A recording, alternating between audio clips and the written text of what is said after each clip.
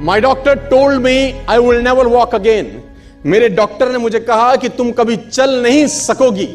My doctor told me you will never walk again.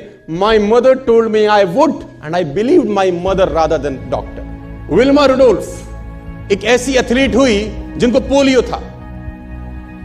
था जिनको doctor ने कहा तू चल नहीं सकती, मां ने कहा तू चल सकती है। उसने कहा मैंने डॉक्टर की बात नहीं मानी, मैंने अपनी मां की बात मानी। 3 ओलंपिक गोल्ड मेडल जीती है लड़की, 3 ओलंपिक गोल्ड मेडल, जिसको डॉक्टर कह रहा है कि तू चल। लेकिन मां क्या बोलती है? मैं आपको उदाहरण देना चाहूंगा सर। बहुत छोटे थे अल्बर्ट आइंस्टीन, दुनिया के महान वैज्ञानिक में से एक हुए, मंद बुद्धि कहा जाता था। 8 साल के थे, घर पहुंचे, मां को चिट्ठी दिया। When he was 8 years old, came to his home, given letter to his mother. मां को एक चिट्ठी दिया, मां ने वो चिट्ठी पढ़ा। 8 साल के थे और चिट्ठी में प्रिंसिपल का खत था, उसकी मां के नाम।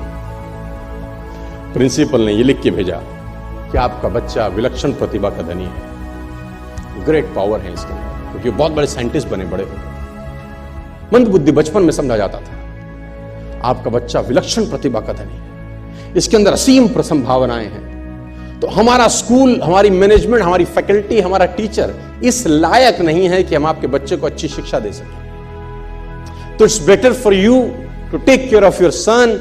आप अपने बच्चों को अपने घर में पढ़ाइए, हम लायक नहीं है कि आपके बच्चे को पढ़ा सके। और उसकी मां ने पढ़ते पढ़ते आंखों में आंसू ले आई और उसने बच्चे को कहा कल से तू स्कूल नहीं जाएगा, मैं तेरी परवरिश घर पे करूंगी, क्योंकि तेरा टीचर तुझे इस लायक नहीं समझता। मतलब वो अपने आप को इस लायक नहीं समझते। बच्चा खुश हुआ, मोटिवेट हो गया और लग गया। उसकी मां का निधन हो गया, वो अल्बर्ट आइंस्टीन बहुत बड़े साइंटिस्ट हो गए।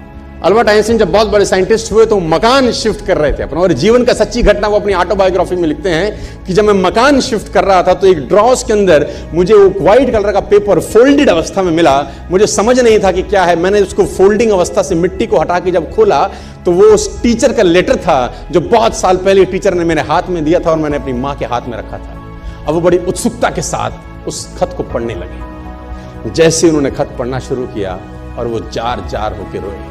उसमें लिखा था कि तुम्हारा बच्चा मंदबुद्धि है, ये हमारे स्कूल के लायक नहीं है, इसको आज के बाद हमारे स्कूल में मत भेजना, इसकी परवरिश खुद किया।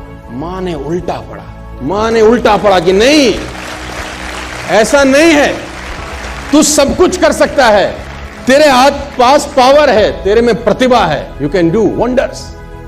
दोस्तों, इस दुनिया में किसी की बात मत सुनना। नेवर एवर बिलीव एनीबॉडी कि जो तुमको बोले कि तू नहीं कर सकता, कान पे मारना, बोला साले तू नहीं कर सकता। हम हंसने का इंतजार कर रहे हैं बाहर, आपके हारने का इंतजार कर रहे हैं। मैं आपको फिर कहना चाहता हूं, लोगों को इस देश के अंदर बुरे लोगों से कभी तकलीफ नहीं होती। ध्यान से सुनना, इस देश में लोगों को बुरे लोगों से कभी तकलीफ नहीं होती। इस देश में लोगों को अच्छे लोगों से तकलीफ होती है, क्योंकि अच्छे लोगों के सामने उनको अपना ज्ञान, अपनी नॉलेज थोथी लगती है। थोथा समझते हैं ना, थोथा ज्ञान, क्योंकि अच्छे लोगों के सामने तो वो नंगा हो जाता है।